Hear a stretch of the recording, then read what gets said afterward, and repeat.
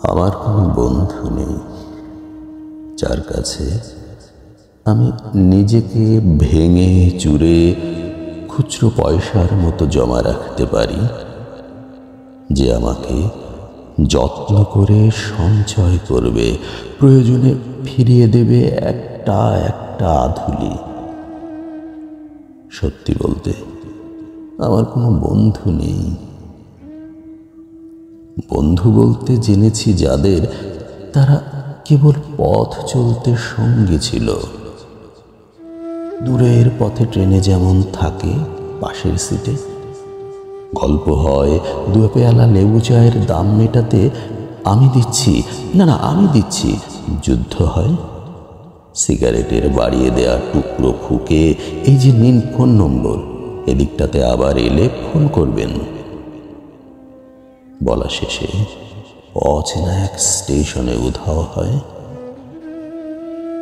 এই যে আমি পথ হাঁটছি, রোজ ঘাটছি বুকের ভেতর কষ্ট ক্লেদ, এই যে আমি ক্লান্ত ভীষণ, বুকের ভেতর জমছে কেবল দুঃখের মেদ। তবু আমার নিজের কোনো বৃক্ষ নেই, প্রবল দহন দিনের শেষে যার ছায়াতে জিরোবো ভেবে ফিরে আসার ইচ্ছে হয়।